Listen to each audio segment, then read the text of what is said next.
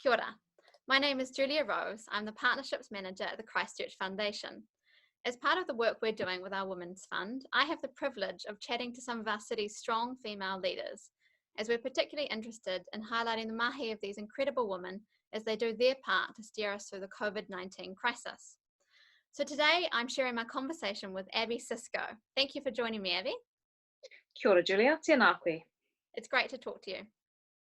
Abby works at the University of Canterbury, where she's the kaiarahi Māori and works to support Māori development and bicultural competence. She's highly committed to strengthening cultural integrity.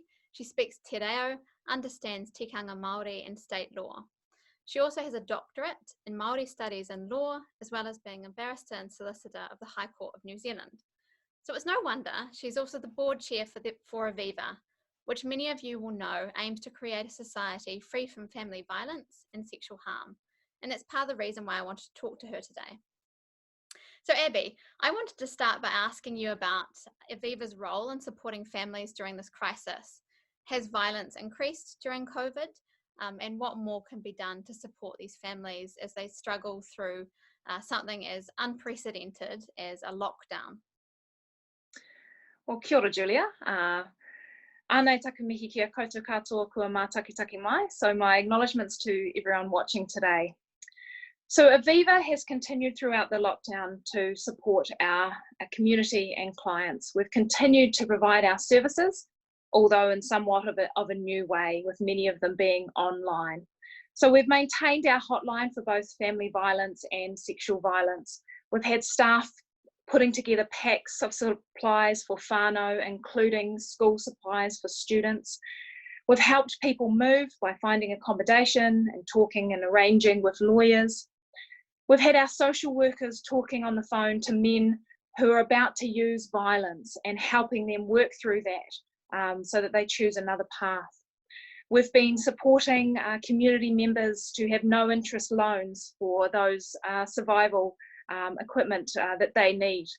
And we've continued to provide support services through our group meetings, albeit in new ways online. So yes, Aviva has seen a 34% increase in family violence referrals. Averaged across Aotearoa, that is an additional 2,800 families affected. And we know there has been a 36% increase in the number of reported incidents of family violence involving children since the lockdown started. There has also been a 22% increase in police investigations. However, the true story often lies untold, as only 20% of incidents are reported.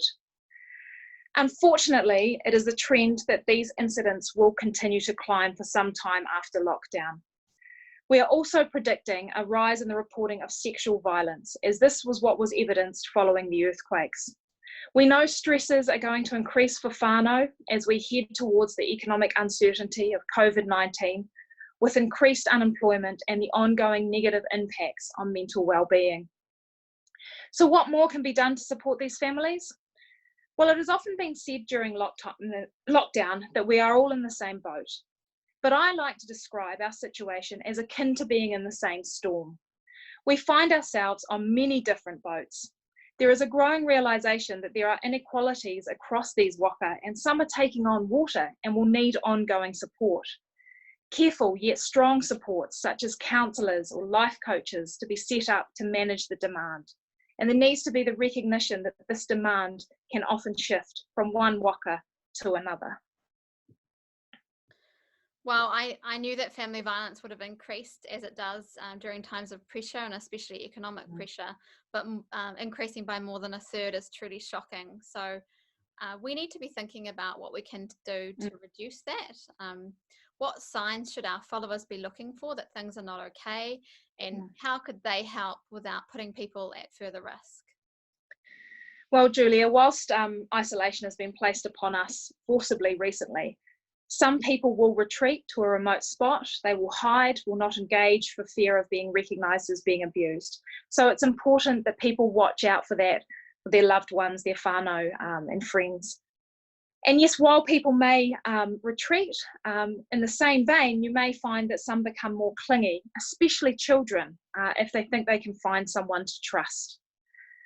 And when we think about abuse, we often think about it as physical violence, but family violence is not just limited to physical violence. So it's important that we believe people when they tell us there is stuff going on.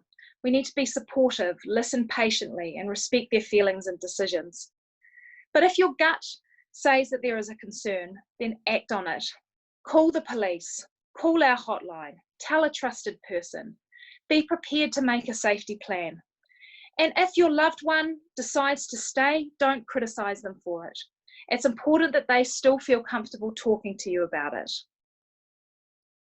Thank you. And as you say, we're all in this storm together. So this is the time for us to look out for one another, to listen to each other, and as Jacinda says, to be kind. So my final question, when we look to our immediate future and we start to emerge from the COVID-19 environment, it seems to me that there's a real chance that we could pivot society and we could perhaps start to resolve some of these issues that you're talking about. Now, you clearly have extensive experience in community development. So what are you hoping to see change for the better as a result of this pandemic?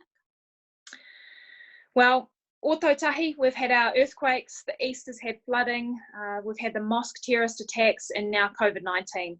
And we have shown that we are resilient and capable of many acts of kindness. In a post-COVID-19 world, we would hope to see that continue. At Aviva, we believe people can be empowered to change their behaviour and that our society can be violence-free. However, we also believe that they need support, understanding and aroha to assist them to change their lives. Our aim is to provide all of this, whether you are an adult, rangatahi or tamariki. For us to undertake this mahi, we need funding. We need to ensure that our services can be delivered to the ever-increasing need. In addition, whanau often in need present with more than one issue. We need to encourage sector collaboration to ensure we better meet the changing needs of whanau post-COVID-19. One way Aviva seeks to achieve this is as a founding member of Ki Te Tihi, the Loft, that provides a coordinated approach to a range of agencies so our clients are not obliged to expend their energies repeating their story to different people and they have access to the support they need quicker. The growing realisation of inequalities across our society at this time has led to one positive I am seeing emerge out of lockdown, which is a greater willingness to talk about family violence here in Aotearoa. What I hope to see is that we continue to encourage such conversations, which can lead to a culture change, particularly around how we support and empower those who use violence to seek help, and greater resourcing of prevention initiatives. The lockdown has forced many of us to reflect on the importance of whanau. For Aviva, it has always been about putting whanau at the centre of decision making. Policy making and decision making needs to be in collaboration with family and sexual violence NGOs and social services who are working with whanau on the front line. So the increased threats and vulnerability to family and sexual violence can be addressed, and we can continue to empower people to live free from violence during such disasters. Specifically, Ōtautahi, we need to continue to focus on putting whanau at the centre of decision making. Bring the tolerance of family commitments we see occurring currently while staff work from home back into the workplace. Get to know your neighbours, your friends, talk and share, be available. Priorities in life should not be self-centred, but should have some focus on caring for self, a subtle difference. Make a difference in communities as you can. Join community groups. Give a little of yourself to others. I love it. Thank you, Abby. Aviva is already doing so much at such a critical time, and I know one thing we can all do is donate. So where can people go? Just head to our website, which is avivafamilies.org, or also our Give a Little page. Kia ora, Julia. Kia ora, Abby. Thank you so much for your time today. It's hard to hear all these issues, but we need to be aware of them and remember to keep talking to our friends in whanau. Kia ora. Ngā mihi.